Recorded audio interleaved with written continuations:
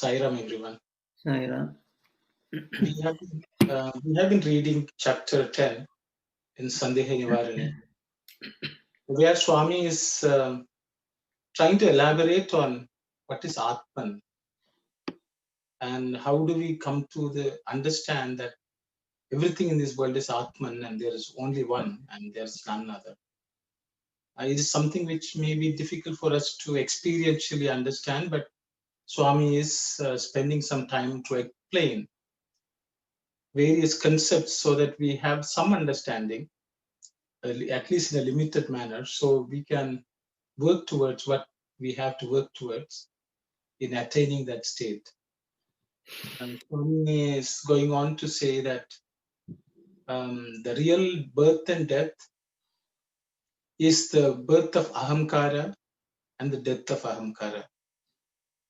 The Atman never dies and it is always there, whether it's in a live body or in a dead body.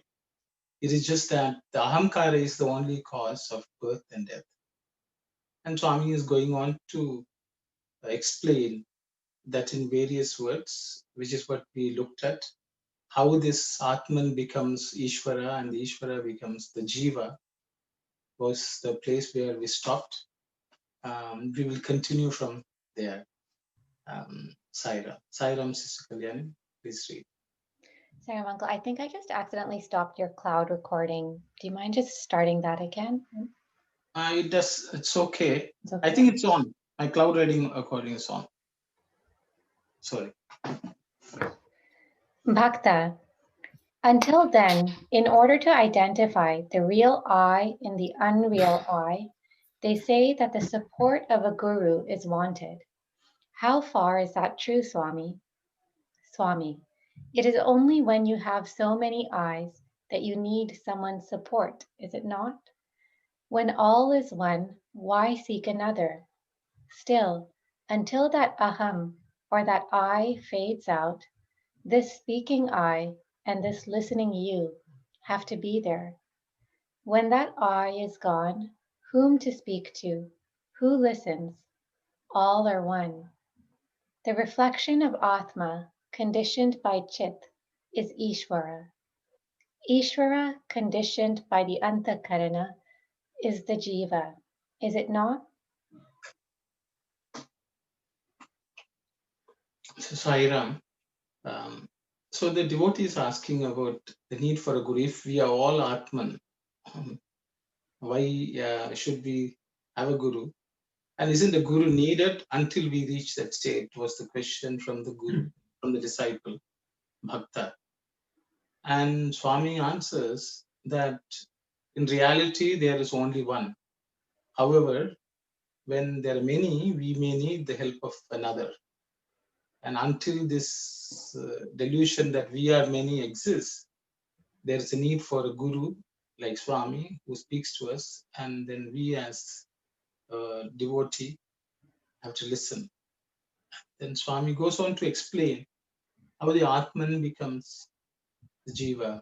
The Atman is first modified into what's called Ishvara, Ishvara Tattva, and the Ishvara becomes the Jiva because of Antakarana, which is all the inner instruments in us. So this is what Swami is talking about. So I will just open it up for anyone to discuss your thoughts, your understanding, and so on. Saira.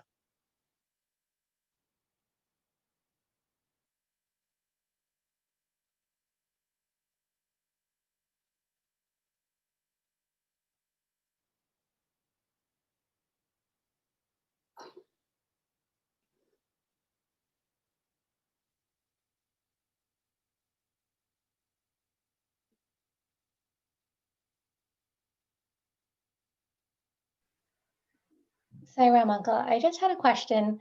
I think last time we were talking about how, in the analogy of the sun reflecting on water, the Atma is the sun and the water is Prakriti, and then where Swami is saying the reflection of Atma conditioned by Chit is Ishvara. So Ishvara is that purest sort of reflection of Atma. Um, in that sort of analogy, like, is it safe to say that then Ishvara is Ishvara part of Prakriti? So it's my. I will just explain my understanding. See, in the unmanifest state, the divinity is called Brahman, Parabrahman, or Atman. Swami uses these all, or many of these words: Parabrahman, Atman, Paramatma, and so on. So that is what's called unmanifest state. So it doesn't even exist, which as we can see, or it's not externally manifest. But their first external manifestation is, Swami would say, is the sun. Ishvara, I would equate to the sun, which actually is a reflection on nature, as you said. In nature, what we see, because the sun itself is made of the 5 bhutas, the elements. So that is also nature. But in that nature, it is shining brightly. So yes, you are right. Ishvara is an aspect of nature, as we can see. That's why Ishvara and Shakti, Shiva and Shakti are considered to be the first pair. One is active, the other one is passive. The Shakti is active and it manifests into many things, but it's all energized by the sun, which seems to be passive. So that those concepts are right, and yes, so it's part of creation. So this is a completely different concept of creation itself, compared to many other religious doctrines. So Swami says that Atma, which is unmanifest, becomes Ishvara in Chit, through that Chit. So yeah, that's my understanding also, but I will open it up for others to share their thoughts, please. So I hope I answered your question. Yes.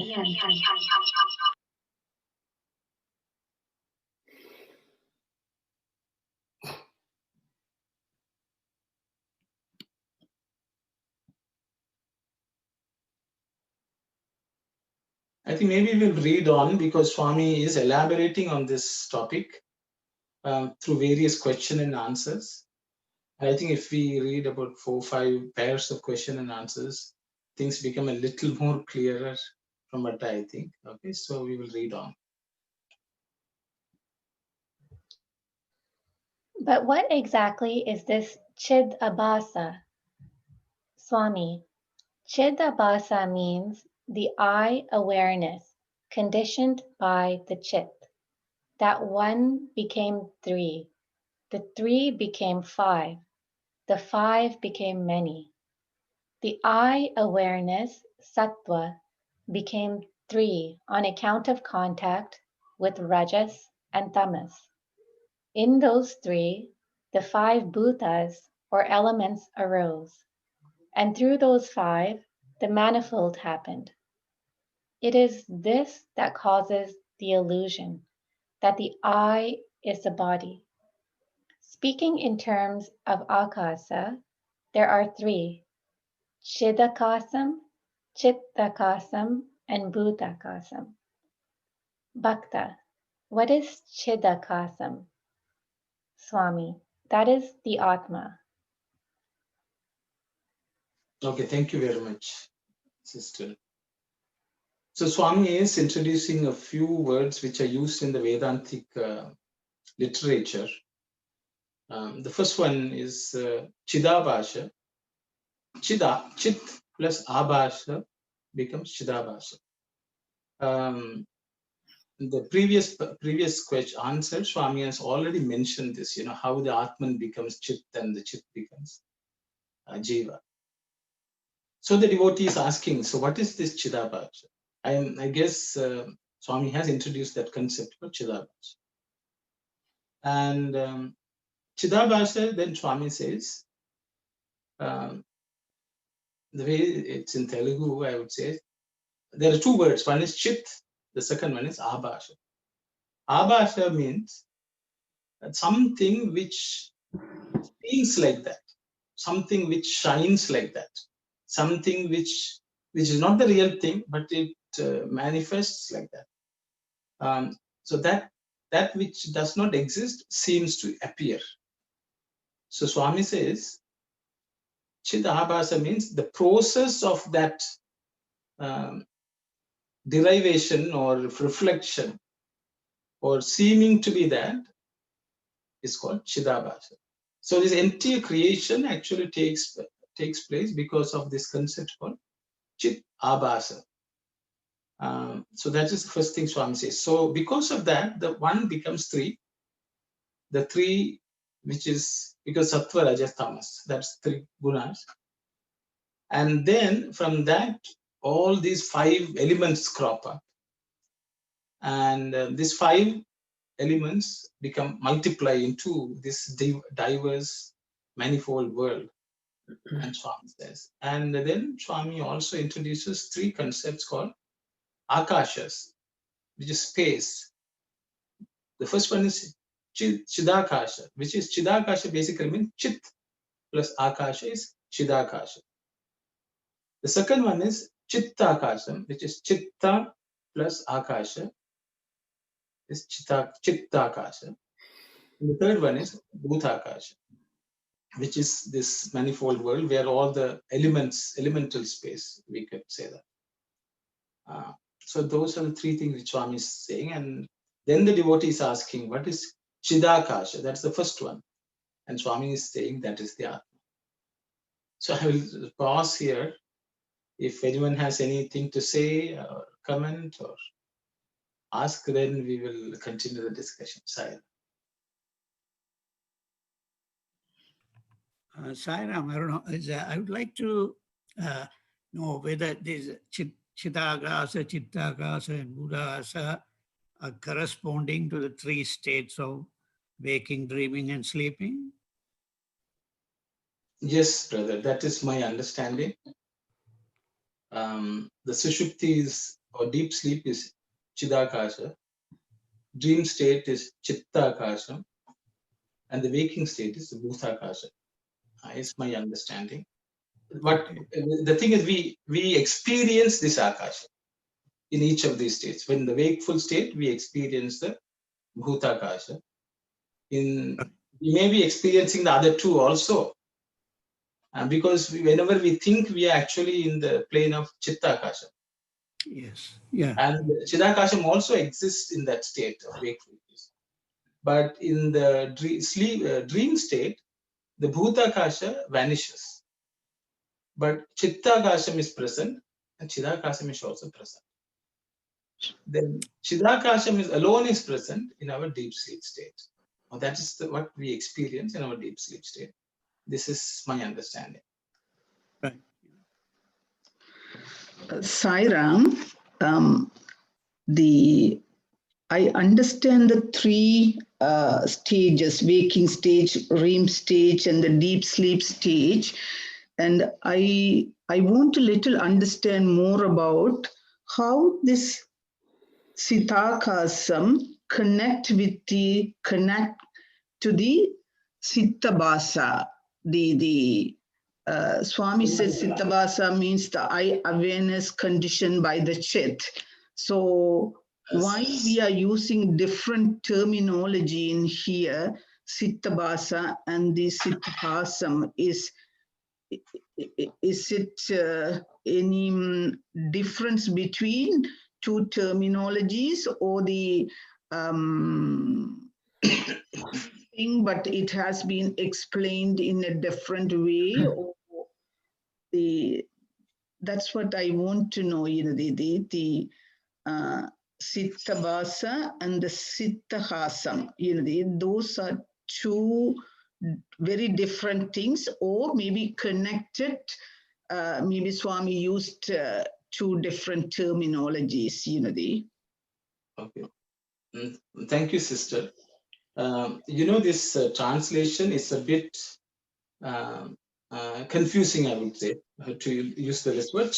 What I'm going to do is I'm just going to read the Telugu version and then we will discuss. Swami saying, Chidavasam ante chittu nundi Habhasamuga tochina aham vritti. So what Swami says, Chidabhasam ante means Chittinundi means from the chit. Abhasamuga tochina. So Abhasamuga means shining. Okay, shining like shining and seeming. That aham vritti. So that's the sense that I exist separately is actually coming from the chit itself, but in a derived form, in an illusory form. Okay, so I think I will try to explain my understanding in using two analogies, then we can discuss. So let's say this entire world, we know this, it's in the solar system, there is sun. If we are in the space, we are outside Earth, outside in a solar system, and when we look at the sun, we don't, sun seems to be reflecting on everything, but we know that that space is only one. Okay, so once we reach that stage, we will always have the sight of the sun, and we will know that is what is, that light is reflected on everything. But for example, if we are on Earth, if the sun sets, okay, then there is night. Okay, and when the sun sets and there is night, the only way we can see the sunlight is on the moon. So the moon seems to be very bright. Then many people who may not understand the principles involved will think moon also has light. Okay.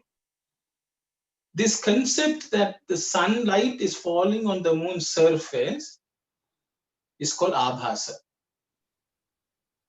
If you say chit is the sun, that light falling on the moon is the concept called chidabhasa. So the moon seems like a real thing which is emitting light for us. Why it is happening? Because there is dark. So if you look at the three gunas, sattva, rajas, and tamas. Tamas is darkness. So when the darkness is there, that means the sun is missing.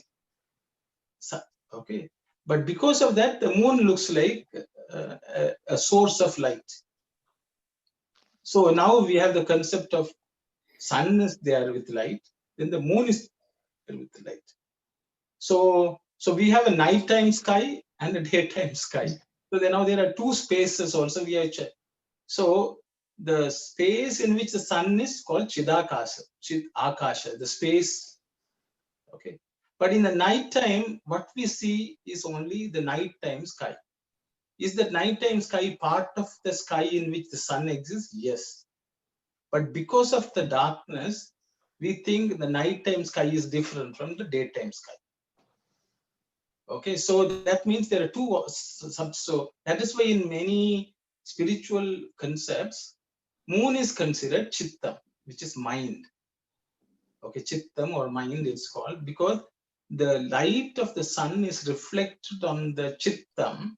Because of that, we are able to see. But we should understand it is the light actually in the moon is not coming from moon, but it's coming because of the reflection of the light of the sun. We are seeing the moon as bright. That process, so people who don't understand will think, oh, the moon is emitting light. Yes, it is emitting light, but it's only reflected light. The scientist who has understood will understand this. Have any one of us seen the light falling on the moon and reflecting? No. There are scientists who have experimented with it, who have observed it, are saying that, and because of that, we understand the concept. But we have not really seen. So the same way, the Atman light is falling on the Chitta. So the Chitta Akasham is the nighttime sky. Is that part of the sky or the space in which sun exists? Yes, it is. But it seems like a different sky because we are unable to see the sun. Then you can say this moon is reflected in the water on earth. There we may see the moon light reflected in the earth. So now there is moon up there in the sky and moon down there in the water. So that is Bhuta, because those are the elements. And then there how many ever pots of water we have, we will see that many number of moons also. So we are seeing a space there also in the water or anywhere, but is that part of the entire solar space? It is. But is it part of the nighttime space? Yes, it is. But we are seeing down. So then now we can see how a number of things are all manifesting. So this concept of the light shining on something else and making it look like a real thing is the concept called abhasa. I don't know whether even in Indian languages, they will say abhasamana, Yeah. That means it will seem like a titillating thing. They will say, but it is not real thing. But in usage, it has become. So it's like a mirage. It's like a water shining at a distance. Why the sunlight is falling on some soil and it's shining like water? That process is called abhasa. You can even say that's Maya also. That even though it is darkness, in the darkness there is shining, and that temporary, illusory shining is called abhasa. The space within which that exists is called akasha. So I hope this is my understanding. So I thought I will just. So as you can see, if the moon, over a period of time, there may be a time when during the daytime we can see the moon and we can also see the sun. When the moon is a little far, when sometime we will see, because the sun has not yet set. But if the moon has risen, then at the same time we will see on the western horizon we will see the sun, and on the eastern horizon we will see the moon. So a person then they can see, oh, the moon is still there, bright. But then what happens as time progresses, we will not be able to see the moon. Okay, new moon time. What happens is the moon is there during the daytime also, but the sunlight is so bright that we will not even see the moon during the daytime. So a lot of rishis use this concept so that when the mind is in the darkness, it looks as if it's separate. When it comes up during the daytime and it is still not merged in the sun, we can see it separately. Then when it becomes completely immersed in the sun, which happens during Amavasya, then we will see only the sun. The moon will not even exist. So these are some of the concepts which the sages have used to even establish various rituals and prayers and festivals. So we remember these things.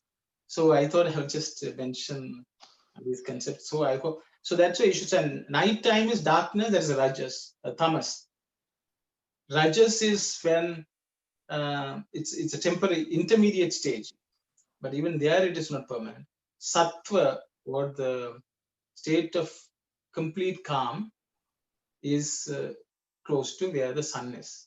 So that's the one becoming three and three becoming many. So this is what I understand. So I thought I would just share. If the others have something to say, please.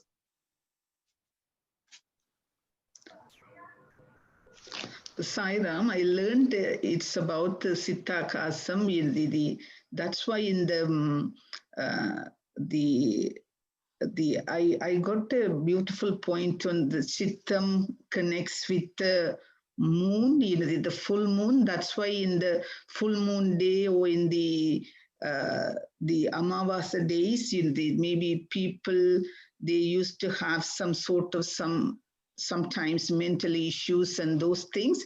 Maybe that may be the connection, between the Siddha Kasam and the full moon day. Now I got some ideas from this, the Vedantic point of view. Thank you so much. Yeah. Sairam. So I would like to add one more explanation Louder. regarding. Sitaram, can you speak louder, please?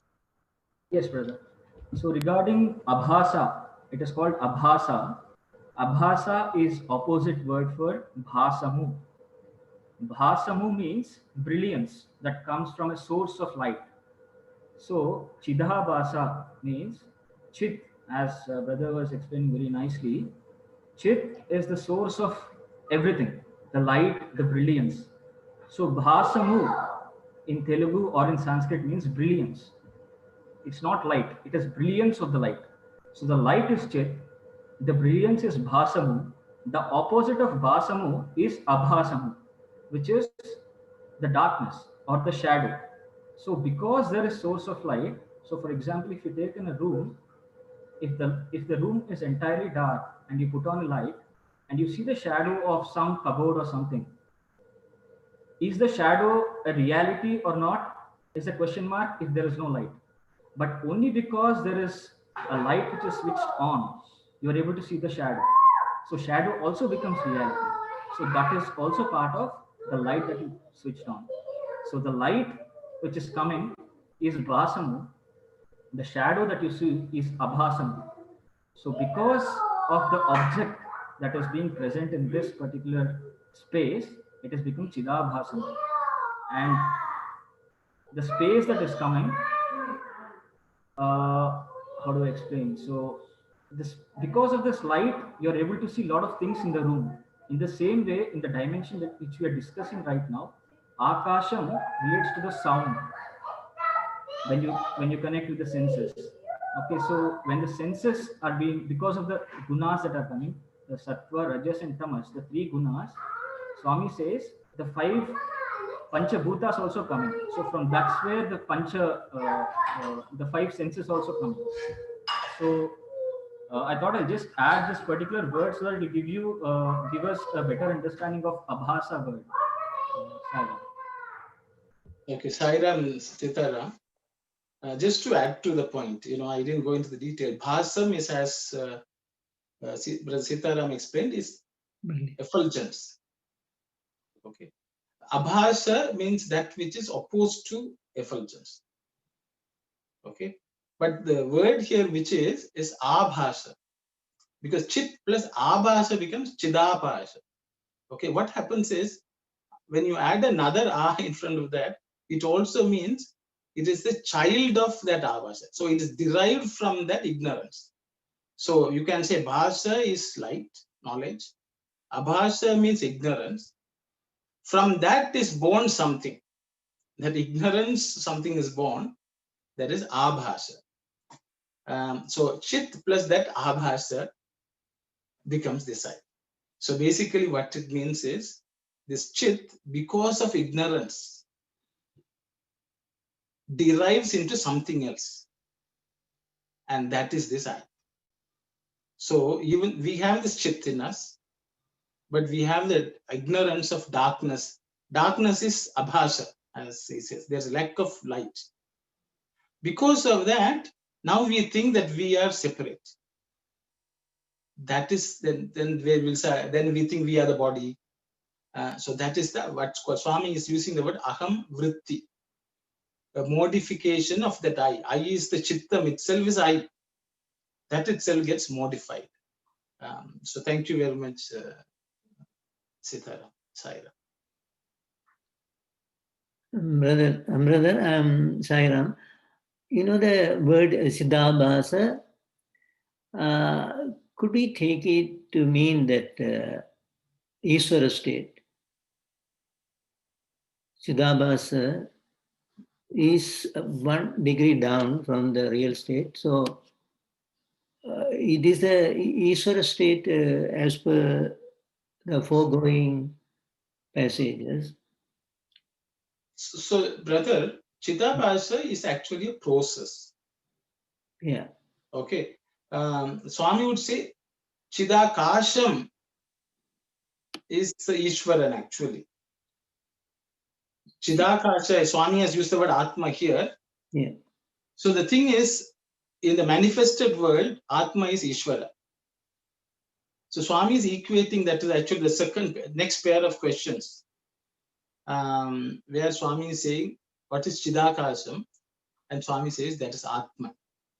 So actually, I don't, because in the next question and answer, Swami is using the Chidabhasham again. So I will, we can discuss that, because the Abhasha is a process. Because ultimately, because your thing is Chit Abhasha, just the Ishvara, I would say the I principle, the Jiva is also part of the Chidabhasha. Because it is a delusion upon delusion. Because Swami will say the Jiva is also Chit, but it has derived. That is my understanding. But I think the first derivation is Ishvara. The second derivation is Jiva. Yeah. So that process of modifying, process of shining as something else, that process is Chidabhasa. Because in this world, everything is Chidabhasa. The Ishvara is also Chidabhasa, part of the Chidabhasa. I think the Jiva is also part of the Chidabhasa. After all, everything is derived from that Chit or God. So that is my understanding. Yeah. But I think you are right. Chidabhasa also means Ishvara. Chidabhasa also means Jiva. Yeah. But Swami says we should understand the Jivatma is Paramatma. Yeah. That is the opposite, that's the reverse process, or the returning process. And that's my understanding. But that's true. Yeah, that makes sense. Correct. Yeah. So in one Shidabhasa, the first state is Ishvara, then Jiva. Then it becomes 3, then it becomes 5. All this Chidabhasa. So that's why Swami has covered all of them. This is also called Panchikritam. That is the manifold. So the Chit becomes 3, then it becomes 5, it becomes many. That entire process, from what I understand, is Chidabhasa. The various ways in which the Chit is becoming many. One becomes many, what Swami says. Ekoham Bahushyam. That's that process Swami is calling it Chidabhasa. Yeah, thanks. That's okay. Thank you. We can go to the next. Hi, Ram, brother. In this case, so if you say it's a process, that's mean, when we try to identify I, Sit, so we will see these 3, 5 things, because in order that process to identify these things will come in. That's what it is means, that 3. Can you repeat, sister? Can you repeat? Can you speak a little louder also? Okay. So Siddhabhasa means it's a process to identify I. Am I right on that? It's a process of that one thing becoming many. Process of becoming. One. See, Chit is one. Yes, Chit is one. Then in order to identify that, we are going through these 3 things, the 3 gunas. And when identify that 3 things, then we'll see the illusion on the other side of is manifesting the 5-fold, the elements. So it's like in order to identify I, then these things comes kind of. See, we are all identifying as ourselves. We already identify. You identify as I am Aruna, okay, and I will say I am Aruna. We are identifying. Okay, how did this happen? So Swami is telling because it has already happened. We have already identified with the body, which is the Bhuta Kasha. We are in the elemental state. We identify with the body, which is the physical manifestation of the 5 elements. How did this happen? That process of God, the real who we really are, Atman. Now, how did we come to this point? That process, is Swami explains, is because of a process called Chida Abhasa. Thank you. Okay, so that we understand what went wrong. Something has gone wrong, and what went wrong is the process of Abhasa. Okay, Swami's explained. We are the Chit. We have to understand we are Sat Chit Ananda. But we don't know it today because of this process called Abhasa. The Chit has become this many. So Swami is just explaining that process so that we understand what went wrong. Yes. Then he will say how to fix the problem. Sure. That's what Swami is trying to say. Sai. Sai Ram, I would like to add one more point here. In one of the discourses, Swami explains about this Chidavasa and the relation between Brahma, Vishnu, and Ishvara equivalent to Sattva, Rajas, and Tamas. So we just discussed about this, but I'll just put that into a context. So, as per my understanding, what Swami was telling was the Chit with Abhasa, as it becomes multiple and becomes two, from Advaitam, it becomes Dvaitam, which is duality. And then it becomes three because of 3 gunas, which are Sattva, Rajas, and Tamas. Sattva quality is Brahmas, which is called Nada Brahma, which is the sound in your navel. That's where it starts. It is associated with sound. And then Swami says, Vishnu is associated with Rajas. And that's why Vishnu has, in one of the 4 hands, he has one as Chakra and one as Shankha. Shankha is again sound, which is a manifested sound externally, which you hear it outside. Whereas Nada Brahma, the Sattva, is inside you and is not heard outside. And when it manifests outside and is sustained, it is called Vishnu, and that is why it is called Rajoguna, which actually sustains, which gives life outside and which maintains everything. And finally, Swami comes to the third one, which is called Tamas, which is Ishvara. That's why we call it Ishvara, because it is there inside you, but it is not manifested. And that is why Swami continues to explain, saying that whenever a man imagines Ishvara, you always see a picture wherein Ishvara has Ardha Milinam eyes. Ardha Milinam means half closed eyes. Ishvara pictures will have half closed eyes and he will have 3 eyes, Swami says. So 3 eyes does not mean that he will have a separate eye in between the eyebrows or something. But 3 eyes are, man has 2 eyes where he can see one is past and one is present. Whereas Ishvara can see past, present and future, and the third eye is future. And then he continues to say that the Tamo Guna, generally it is associated with sleep, is equivalent to Shiva, that is Ishvara. Whenever you awaken the Tamo Guna inside you, that is the Ishvara Tattva inside you, you will reach back to Chit. Wherein you are breaking the 3 gunas, you are breaking Nada Brahma, you are breaking Rajoguna, you are breaking the duality, that which is Abhasa, and you're reaching back to Chit.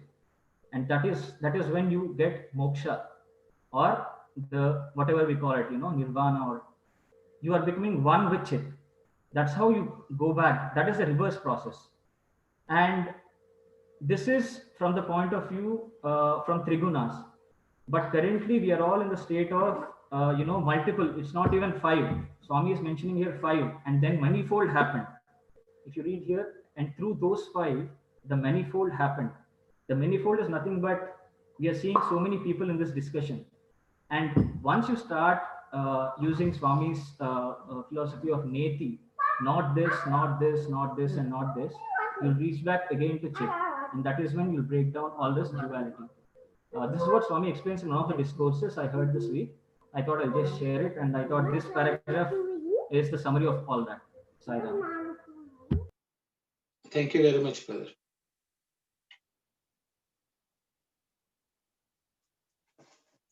Anyone would like to say anything or?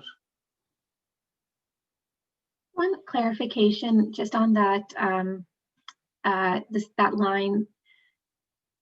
The I awareness, sattva, became 3 on account of contact with rajas and tamas. I know the translation of I awareness was not quite correct. So I'm not really sure what that line is saying, like sattva. I thought that the three gunas just kind of came out, like, or did sattva come first and then rajas and tamas, or? Okay, that's a good question, because now that Brother Sitaram has introduced the three murtis and the 3 gunas. So the I awareness is that's a translation. In original Telugu, Swami uses the word aham vritti. Okay, so it can say the modification of I. If for lack of a better term, I have to use it that way. The vritti means it is identification as something else. So what Swami says is, I think your question is, was it originally sattva? How did the sattva, rajas, tamas come? The word which Swami maybe here uses the word called shuddha sattva. When that thing is only one, it is in a state called shuddha sattva. And then that shuddha sattva is similar to tamasic stage. That means it is not even active. It is just at rest. That, see, when we rest is also, that's the sattvic quality, they're being calm. When we sleep also, it is called, we are at rest, but it's a tamasic quality. So originally, the state was what was called Shuddha Sattva. That means pure Sattva. Okay, that is the original state. Then that Ishvara, when Swami says that is also called Ishvara. Okay. Then what happened, that Ishvara became 3. He took part in the part of creation, sustenance, and merger. Srishti, Sthiti, Layam. These are the words Swami says. So the Srishti is the creation, which is Brahma, as Brother Sitaram explained. That basically creates everything in this world. Then Vishnu keeps everything maintained. Vishnu also means Vishwam. Vishwa means this entire world is actually Vishnu. Everything in this world is actually Vishnu. That because the world is only sustaining us also. We are eating the fruits and so everything is sustained by everything else in this world. So that is why this concept Vishnu. That's why Vishnu is considered that who is present everywhere. So that state is called Rajas. So for us to do anything in this world, there is an activity, and that's Rajas. Tamas is everything coming to a standstill. Okay, in a positive sense, that means merger, which is Shiva.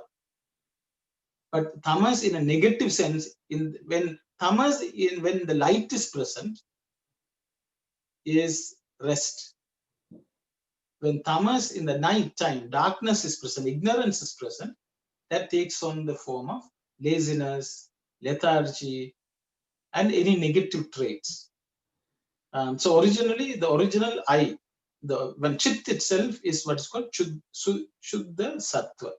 That's why what we all try to do is, among these 3 qualities, we try to get rid of tamas and rajas and try to cultivate sattvic qualities.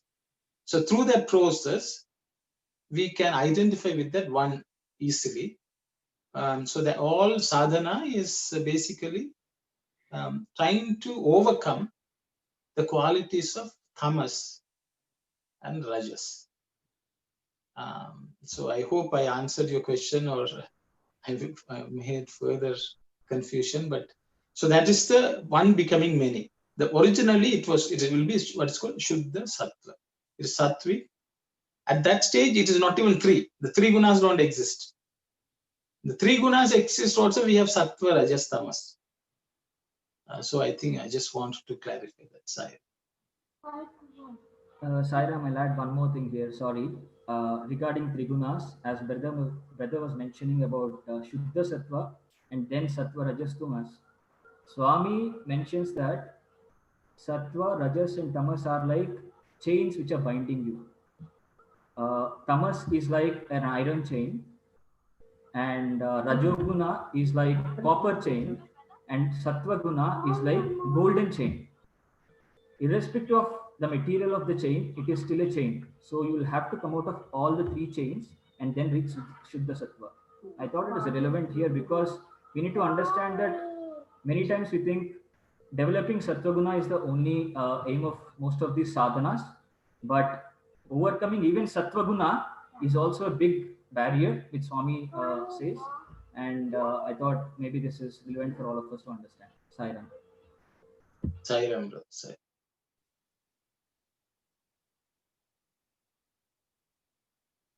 Can I just ask a question about the, I think Brother Sitaram was talking about the Sattva being like the Nada Brahman and something about the navel. Can you just explain that part? Sure, sister. Brother, you want to go ahead? You can explain. Okay, you can. If you can, you please do. You explain better. I think you do it better. Siren. So the thing is, the word what he used was the sound, because everyone understands sound. Okay. The navel is where the sound is formed. All creation in this world takes place in the navel. So if you look at even Vishnu, from Vishnu's navel, there is supposed to be a lotus. In that lotus is Brahma. So a navel is symbolically used, but also it is in yogic parlance, it is said the sound emanates from the navel. Okay. So even if you breathe in, the air is supposed to reach the navel, and that's how the sound comes out. So even the lungs expand downward, then the diaphragm goes down, and then when the diaphragm comes up is when the sound comes out. So that place is called sattvic, because it's always creating something. It's all about construction, Creation is a very sattvic process because you don't destroy anything. So anything which is constructive in this world, everything we do positively is called sattvic. So the sound emanates from the navel. It's called Brahma. Then he said, it becomes active. People can see it now. So it emanates from our throat, and out comes the visible sound, or the not visible sound. You can audible sound. That is considered Vishnu because it has become prevalent. Initially, it originated. Now it has become so. Creation is like that. The creation impulse starts. Then the baby comes out, and then the baby is active in the world. That is Rajas. So Vishnu, when the sound comes out of the mouth, until then it is in a sattvic state. No one heard it, but it is in a creation happening. Then it becomes Vishnu, Rajas. Outside it's heard. Then actually at the end, the sound dies down also. Okay. It merges with all the sounds in this world. And that is called the Layam, or that is called Ishvara, who is supposed, it just mixes everything with everything else. Okay, that's only from the concept of these three gunas. Swami has also given other, he says Ishvara is our heart. Hridaya is equivalent to heart. Equivalent to Ishvara, Shiva. Then he says the mind is Vishnu. Okay, because in our mind only everything exists. All this world is captured in the mind. Then Swami says speech, Vak, is Brahma. Okay, so that's what Swami says. But going back is Vak is, that's why we should sing bhajan. Then then we should contemplate on the Lord, which is mind. When these two happen, then we will reach Hridaya, which is the place where the love resides. So that so Swami has used multiple analogies to explain to us this concept of sattva, rajas, and tamas. So I hope, okay. I don't know whether I confused you further with more analogies, okay?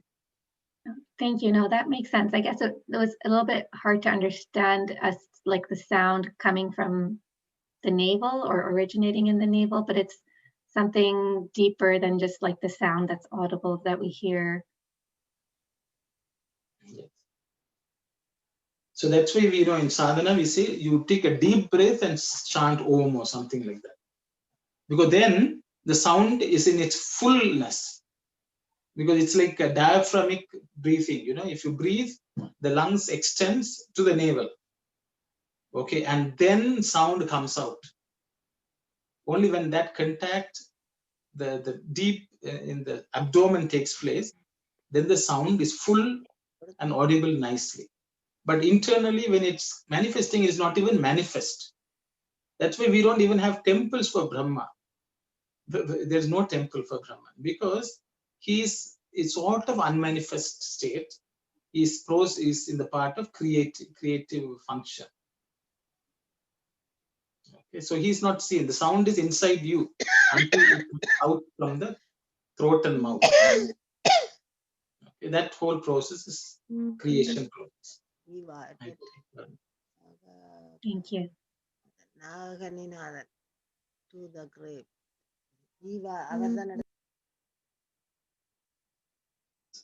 So can we read the next pair of question and answers? I think because before leaving today, we will try to cover those, a few more, so that it becomes a bit more complete, Saira. Bhakta.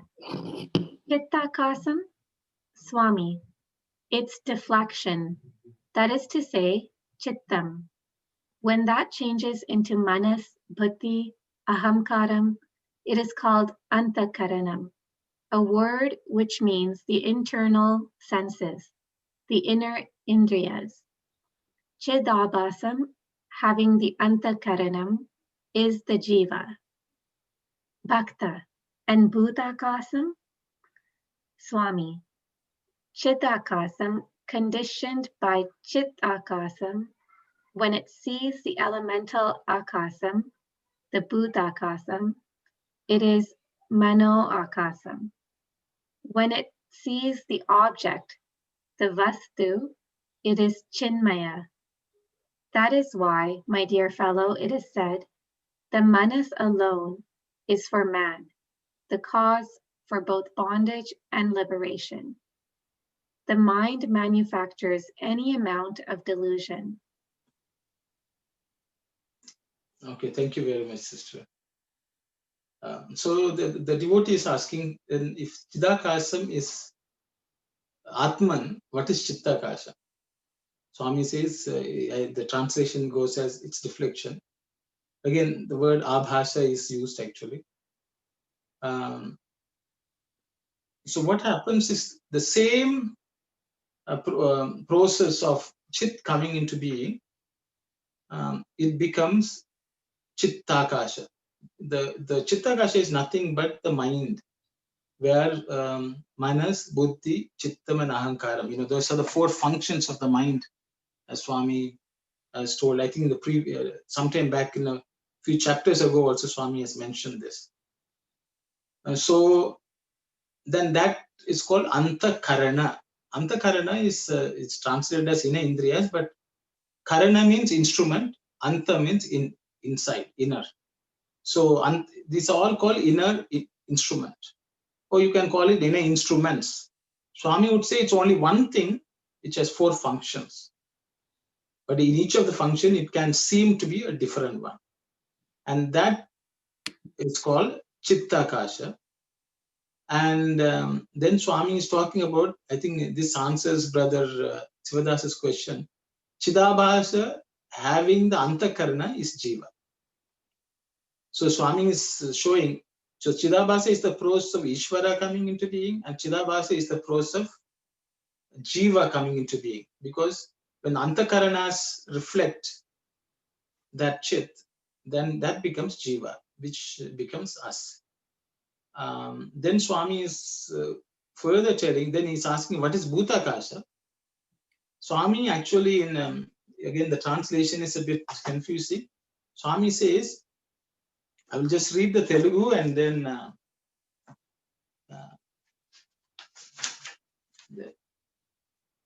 Swami says, Chidakashamu yokka abhasamuga chittakashame. Abhasamaina chittakashame. Chidakashamu yokka abhasamaina chittakashame. So Swami is saying, there is Chidakasha. Within that, a modified thing by the Chittakasha is modified Chittakasha is Bhudakasha. That's what Swami says. Within the Chidakasha, modified Chittakasha is Bhutakasha. So you would say, okay, Chittakasha is just a modification. So I will again go back to the same concept, I think, which we sort of discussed. If you take this entire space as full space of solar space as Chidakasha, within that we are seeing something like a nighttime sky. Okay, then the nighttime sky is reflected on Earth into some things. So when we look at that, with that light, we see the Bhutakasha. It means if we look around our house, in our room, there's a space. That space we are seeing as something, but Swami says that space is actually reflected in our mind. See, whatever you see outside is only exists because you can see it and understand it with your mind. So Swami will say this, even whatever you see outside is actually present within your mind or in your Chittakasha. Okay. So again, another analogy which we can give is we go to sleep. When we go to sleep, we are dreaming. When we are in our dream, we see an entire world full of people. All that actually happened in your mental space. Same thing here also. Even if you look at a tree outside, I'm able to see the tree outside because that image of the tree falls in our retina, and then it's processed by the brain. And within the mind only that tree exists. So this world which is created is an aspect of Chidakasha, God himself, but is modified by our mind. So that's the explanation which I could give. So that's why Swami says, Mana eva manushyanam karanam bandha moksheho. Mind alone is the thing for either bondage or liberation. That's a cause for bondage or liberation. Because everything in this world is manufactured in this mind, which is Chittakasha. So even the Bhutakasham, even the elemental space which exists around us is only conceived by us in our mind. As people can say, oh, it is, we can feel it, touch it. Even the touching and feeling actually is experienced only in the mind. That I touch something. And that is also within the mind, which is processed. So that's what Swami is saying. I hope I have not confused it too much. That's why Swami has would do a Chinmaya. Everything in this world is called Chinmaya, means it can be perceived by our mind. Here, Chit means in God. God is present, but it is seen as something else by our mind. So that's all. Like, I will stop here. Sairam. What is vastu mean here? No, it's a vastu. Vastu means a thing. Actually, that word is not even present in the Telugu writing, but I didn't see it in the Telugu version. But vastu means a thing, object. So the Sairam, what is the real meaning of Chinmaya. I thought it's the brilliance of light or something for Chinmaya or the Chinmayam. It's the abundant light, or it's the brilliance of light. The Chinmaya means the brilliance of light, or I will ask anyone else who would like to comment, please, on this. Yeah, thank you, sister, for the question. Sairam, from the context, we can understand it is the real Atmic state, Chinmayam. So Chinmayam is experiencing the Atmahood, Atmic state. So when the mind is turned towards Vastu, that means when the mind is contemplating on Atma, it becomes Chinmaya. So it becomes one with the Atma. So the mind is now merged in Atma, Chinmaya. Chinmaya is full contemplation on Atma. So when the mind is turned towards object, we are bound. When the mind turns towards Atma, Vastu is Atma here. Vastu, then it is Chinmaya. So the mind become one with Atma, Chinmaya. Chinmaya is the... So in this context, then the Chinmaya means Atma. Okay. Atmic experience. Experience, okay. Thank you. Sairam, sister, I will just give another analogy. Here, basically, Chinmaya comprises of two words. It is Chit plus Maya.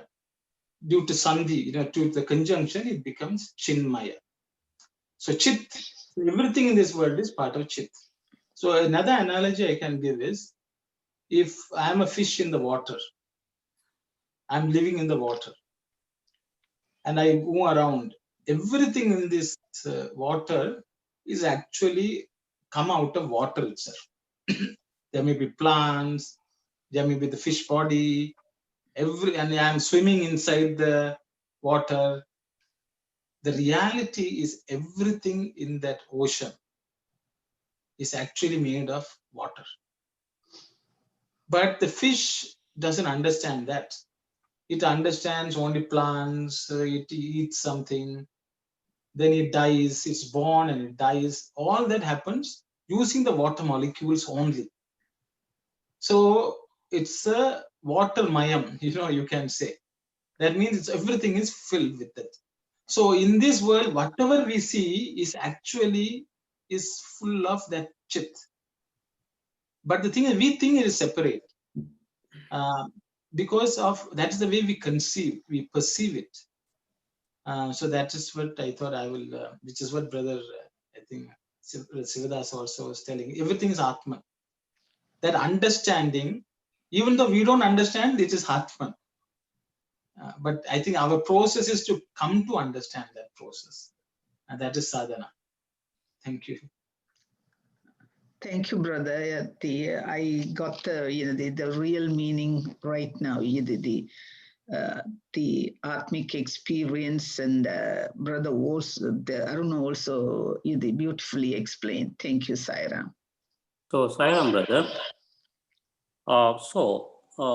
I'm going backward. Whatever brother Arun said. Mind is responsible for the liberation. So mind is the one is a curtain from us and the God. So if we get rid of the mind, that is called sittam. On the sittam is, according to here, I say, changing to manas and changing to manas, because of buddhi and ahankaram is creating the manas. So if we come out from that one, if you come out from the antakarana, so that there won't be a mind, it's going to be sittam. This is my understanding in this paragraph. Thank you, Sairam, brother. Thank you very much, brother. Thank you.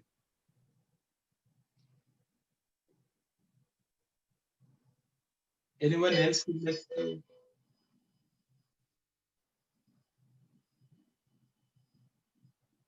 I think, Kalyani, shall we read the next question and answers also? I think so that otherwise it's sort of a, we leave everything hanging by something. Okay, thank you. Bhakta, how can that delusion disappear, Swami? Swami, when you grasp its secret through inquiry, the many merge in five, the three in one, and the I exists as I. You get headache. You apply ointment, it disappears. You are as you were. The delusion that I am the body is similar to this. It will disappear if you apply the ointment of vichara or inquiry. Bhakta, can everyone adopt this path of inquiry? Swami, no, my boy. It is only for those whose chitta has become ripe. So, okay, thank you very much, sister. So now, okay, now it has become a problem, one has become many and all that. So the devotee is asking, oh Lord, how can this delusion go away? Then Swami says, through vicharana is the word Swami uses, inquiry, asking questions, which is real, is this real? How does it exist? By asking these questions, it will disappear, is what Swami says. And Swami equates it to something called headache. When we get a headache, we apply some ointment on the head and the headache disappears. From where did the headache arise? From the head. Where did it go? It inside the head. But it is a temporary delusion. And he says we apply the ointment of vicharana and then it disappears. So the headache didn't come from anywhere else. It manifests there and it disappeared there. So Swami is telling. And then the question devotee is asking, Swami, is this path is it within the reach of everyone? That is the way in Telugu Swami says. Is this path of vicharana or inquiry, is it within the reach of everyone? So Swami says, the word Swami uses is pakwa chitta. Pakwa means ripe chittam. So the chittam has to be ripe for anyone to be able to use this path of vicharana marga. Only when someone reaches a state of ripeness, then it becomes possible, is what Swami says. Actually, brother, even the next two. Yes, we should read. We should read that. It will make complete this question. Yes. Please read the next question and answer also, please. Bhakta, then what should we do to reach that ripe stage? Swami, now we have come to the place from which we started. Have you not got things like japam, dhyanam, puja, and pranayama for this? Steadily, through these, you become ripe and become capable of understanding the I by inquiry into reality. For such men, the Atma is not something different from themselves or yourself. All is Atman. So as we can see, we tried to rush through a little bit, but I think we can again discuss the same things next week also. But it will give us some sense of why Swami is explaining all this. The thing is, Swami says to reach that right state, to make the chittam ripe, we have to do what's called japa, dhyana. The word Swami uses is aradhana.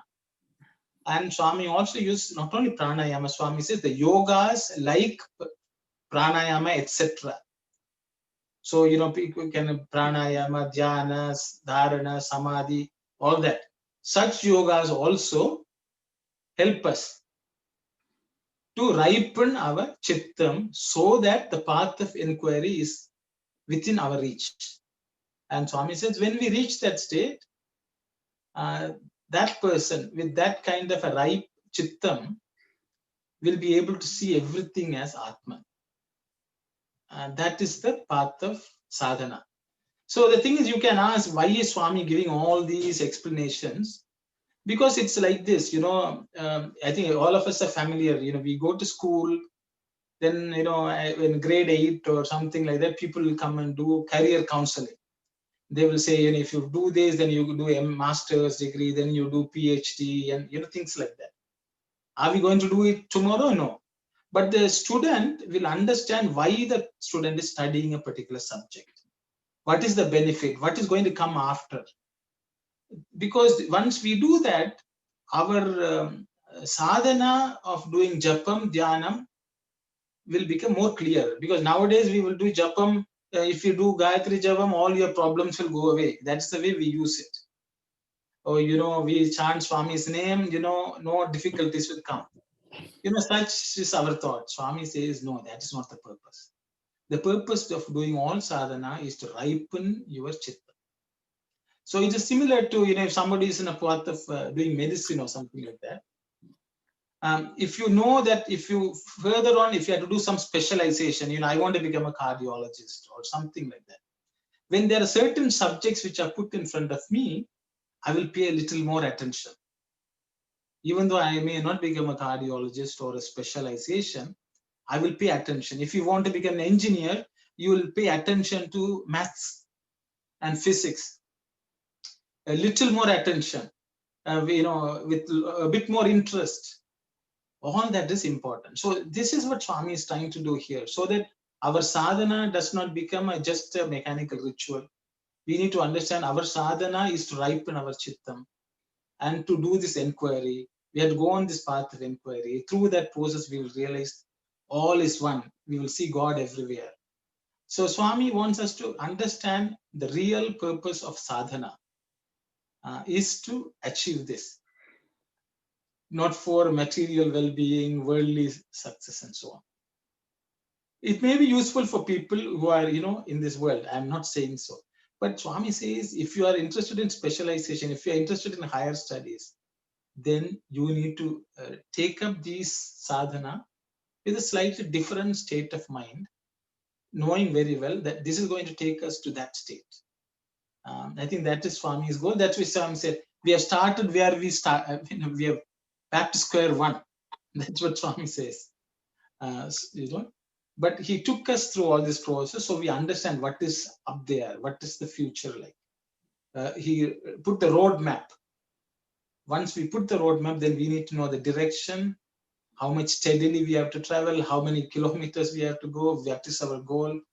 I think Swami wanted us to understand this. So I spent a lot of time explaining because I happened to read and contemplate on it a bit. I will open it up for discussion. Any questions, any comments, please, Saira. Sairam, brother, let me say something. So, 1 became 2 or 3, whatever it is. 1 became 3, and 3 became 5, and 3 and 5 became many. And we then through the process, and we feel I feel I am the body. Whereas in fact I am the Atma, but I feel I am the body because of this degeneration. Yeah. Okay. Now, how can I kill the wrong notion of I am the body? So Baba is saying inquiry, vichara marker. So the devotee asking, can everybody undertake inquiry? No. You need to be ripe to that stage. You have to be ripe to take up inquiry. So how can I come to the ripe stage? Then there are so many things, japa, dhyana, puja, pranayama, and so on. So from this basic spiritual sadhana, develop, become ripe enough to undertake inquiry. Because absence of inquiry is the cause. So actually 1 became many, but I am thinking many is the true. I am thinking many is the fact. Many is not the fact. Fact is 1. So how can the many can come one is through only through inquiry. You have to question it, question, put the question again and again. So always put question, and then you will realize there there's only one. So, but the inquiry path is not everybody can undertake. So the Baba is saying, okay, do the basic sadhana like japa, dhyana, service and everything, then become ripe enough to take up inquiry, and through inquiry you trace back that you are Atman. So, so once we then everything is all is Atman. Then there's no difference between you, me, and others. Atma is not something different from themselves or yourself. All is Atma. So that just I wanted to just say what I felt. Thank you, Sairam. Thank you very much, brothers. Thank you. So, Sairam, brother. So, right stage, you should inquire yourself, because before doing anything, you have to ask yourself whether it is right or wrong. So that's what God has given intellect. So the mind is supposed to go with the intellect, not with the five senses. So when you go with the intellect, you will understand the purpose of the life. So for that, God has given tools. When the tools will help you, when you practice, when you go with the tools, it will make you to understand before doing anything. When you ask any inquiries, it will give you the answer through the intellect. This is my understanding, brother. Sairam. Thank you very much, brother. Thank you. Sairam, brother. So the ripened stage means equanimity, seeing divine in others. So we have to understand that part too in detail. Thank you, Sairam. See, and Swami says all sadhana starts only when we understand that we are not the body. Before that, Sairam. Sairam. Sairam, brother Vimalesh. Sairam, sorry, I just want to, I thought, I would like to say this just one point. Swami has said this in a general way, but at the same time, I think you have explained that already, Brother Aruna. I think it's important to keep that in mind. After knowing this, if we do all these sadhanas without forgetting what's the purpose of all these sadhana, come to Atma Vichara and become enlightened. But with because there's always a strong possibility of we get stuck into one of these, all these sadhanas. Say we start doing yoga and we become so get into it like it, and we fully lost ourselves in that. Just it could be yoga, Hatha yoga, or even Javam Dhyana. So that possibility is always there. We lose ourselves in one of these sadhanas and not going to the not achieving the final purpose. So better. So that's an important thing. I just thought of telling this, Saira. Thank you very much, brother. Thank you very much. So yes, sister. So as Brother Vimalesh said, because sometimes when we do this sadhana without really understanding what is the real purpose and what is the next steps, we may get stuck in those sadhanas themselves. That is why Swami is explaining to us this. And I think your question is, how do we become ripe? Slowly, when we overcome the, actually as Brother Dasan already said, when we overcome the senses, we overcome the desires. Slowly, the world is not as important as spiritual progress. So I think these are gradual processes. I don't think we can say overnight, like, when is the mango ripe? We don't know. It's a gradual process. It'll be a little ripe, little good, then, one day it will be fully right. But that full right state gradually happens. And I think every small thing which we do, like Indriya Nigraham, sense control, cutting down our desires, all the instructions Swami has given to us. I think if you go back, the Swami has given about 40 odd instructions which we have to practice early in an earlier chapter. By doing all that, when we have mastered, I think all the steps, I think we have become right. But Swami has given enough instructions for us to ripen. So I think that's what I understand. Sai Ram. Thank you. It's about 10:20. I think we spent a lot of time. We can, I think, go over these concepts next week also. If anyone feels the need to. If there's anything, anyone has something to say, you please say so. We'll give a couple of minutes and then we can close for today's session. Close today's session. Sai Ram. Sai Ram, just quickly, we spoke about the meaning of Chinmayam. I knew the word meaning of Mayam. Mayam. There's a song called Sarvam Brahma Mayam. Everything is filled with God. Swami says, I am in you, around you, above you, below you. So Sarvam Brahma Mayam. Mayam is filled with, right? So it's Atma Mayam is Chinma Mayam. Am I right? Yes. Yeah. Yes. Thank you. Sai Ram.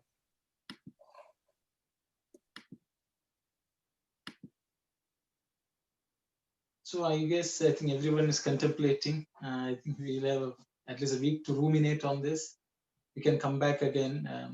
I think it's because the text, it's so complex, I guess. I think we have to read again and again and we will understand something more. So I think that's part of study. So we'll stop here with Samasta Loka and Shanti and we'll reconvene next week on Sandeha Nivarini. Sai Ram. Om Samastaloka Sukhino Bhavantu. Samastaloka Sukhino Bhavantu. Samastaloka Sukhino Bhavantu. Shanti, Shanti, Shanti. Sai Ram. Sai Ram.